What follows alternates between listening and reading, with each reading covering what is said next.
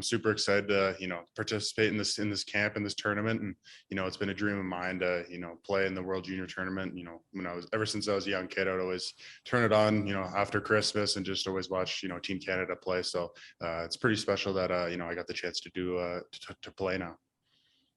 I want to ask you about your experience in the NHL with the Ducks. How big a part does that play coming here, and the confidence you have playing in this tournament because you played those 9 games in Anaheim?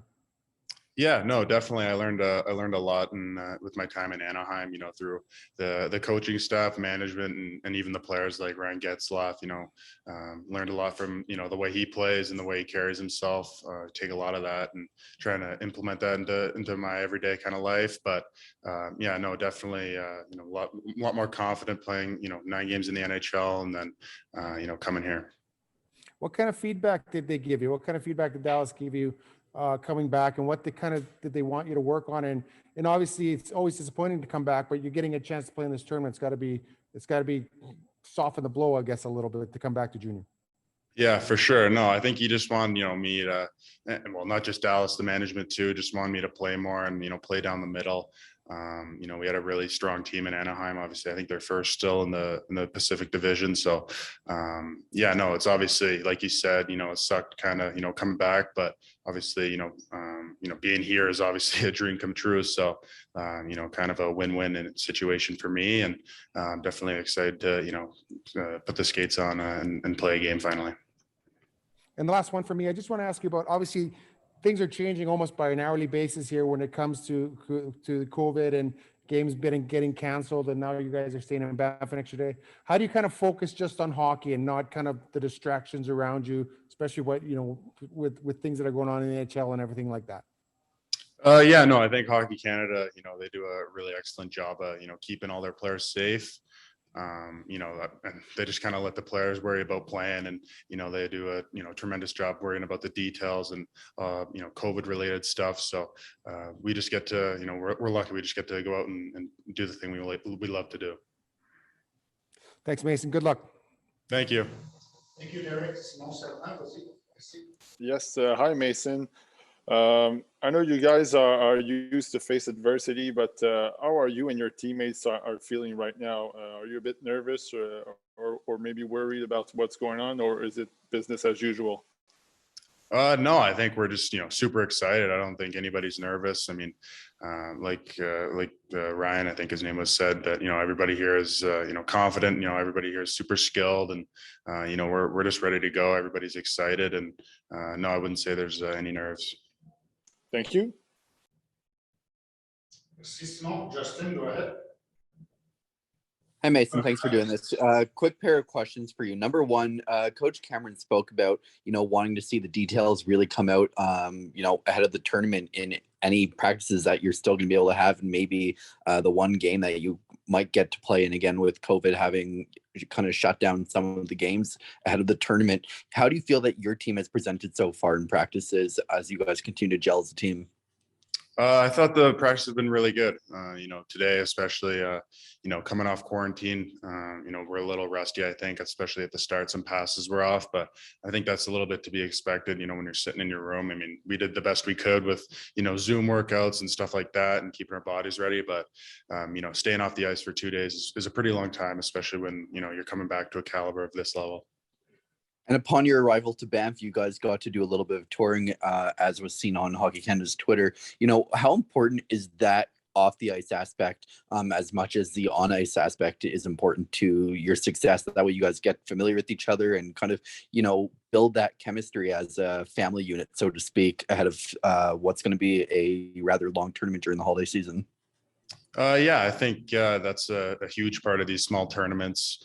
You want everybody to feel comfortable and welcomed, and just so they can play to their level and not feel nervous or don't want to mess up just because they don't really know everybody yet. So I think just kind of getting everybody out of their bubble and just they kind of took it upon themselves. Hockey Canada did by making us go. Well, not making us. I think everybody wanted to go, but just go tour around Banff. It's a beautiful spot, and we're lucky to be here. And the last one for me, you came back down from the NHL and got off to a bang, so to speak. And, I guess with that, I want to ask you, how do you feel that, your play so far to start the season is going to translate, if at all, to the World Juniors, given that, you seem to have very strong vision and that seems to drive your success? Yeah, no, I think, those 9 games in the NHL really, helped me. I learned a lot from, the management staff and the players, obviously. But yeah, just kind of soak all that up and, bring as much as I can to the tournament. Thank you, Derek. Last question for Aaron Vickers. Go ahead, Aaron. Mason, you were part of the leadership group at the U18s, and I'm just wondering, what did you see in Shane Wright's leadership style, and what sort of impact can you have on this World Junior team? Yeah, no, Shaner is definitely a world-class player. He's super competitive, super driven, and he's kind of a lead by example guy. Once he's on the ice, he does everything right. Treats his body really well. Does extra on the ice, and yeah, no, he's obviously a world-class player. What have you learned about Owen Power through this experience that you've had with him so far? Yeah, I think he's obviously, he went first overall. He's a great player. He's a big guy and he skates really well. He's got a really good stick. He's hard to get around, but personality wise, he's definitely a little bit quiet, but well, not quiet, just a little, kept to himself. But I think he's a great guy, and yeah, no, we're good buddies. When you have a teammate who may not have participated at the World Juniors but already has a World Championship gold, is he somebody you naturally lean on just because he's already been through some high pressure situations, specifically at the men's level? Yeah, no, for sure. I mean, he's obviously got that, unbelievable experience, playing in Latvia, and the great story they had, losing the first couple of games and then, coming together as a team. I think that was, pretty special, and I'm sure he learned a lot from that experience. So yeah, no, he's definitely one of those guys you can look up to. With the challenges of the COVID-19 pandemic really starting to ravage all hockey and really all sports at this time, what has the messaging been with the players, given that you guys have traveled to Banff for practices and you very likely will have to deal with quarantines, even if they're short stints ahead of the tournament? Well, the obstacle becomes the way. It's all about health and safety first and foremost. And, we're under the direction of the IIHF, I think, in Alberta Health, and we'll follow whatever policies they have in place, and we'll just look on it as another challenge that's not totally shocking. This has been going on for 2 years. Go ahead, Derek. Hi, Dave. How you doing? Just want to ask you about the status of Kent Johnson. I guess he's with the team, but wasn't on the ice today. Will he be on the ice with you guys tomorrow? Yes. Yeah. And I guess he's going to be a little behind. I guess will it be tough for him to kind of catch up, or how do you kind of see him fitting in? Because you guys will have 3 practices and he hasn't been here with the team yet. Well, we just have to evaluate that as we go. Be a work in progress, and we'll go at a pace that gets him up to speed as quick as possible without any steps backwards. I also want to ask you about, Mason McTavish. He's a young kid, but he's got NHL experience and he's coming in here. What have you seen out of him so far at this camp? Well, they're all young kids for sure. Yeah. Mason's a hockey player.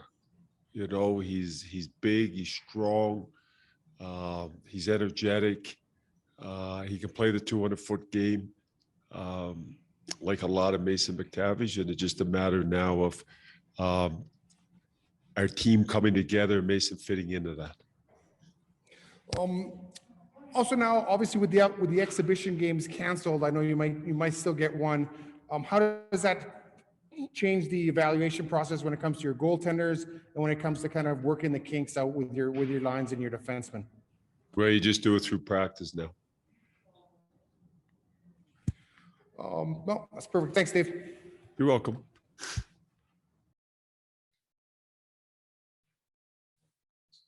Thanks, everyone. Do we have another question? Small. Justin, go ahead. Hi, Dave. So again, you're talking about Mason McTavish, and you've still got some time to take a look at some of these guys now that some cuts have been made. What is it that you would like to see from these pair of practices, and maybe that one exhibition game that you might still get played ahead of the tournament from your boys? Details. Yeah, details in all aspects of her game. Normally starting with faceoffs and through all three zones, through specialty teams. Thank you. You're welcome. Yeah. Hi, Coach. With the postponements of the games and the restrictions, does it change the timeline for your preparation in terms of practicing or building some sort of chemistry before the tournament? Well, we have no choice in it now, so we just have to adapt, and everything we do now, we're going to try and do through practices, obviously, and team building off the ice, and keep our fingers crossed that the December 23rd game isn't canceled.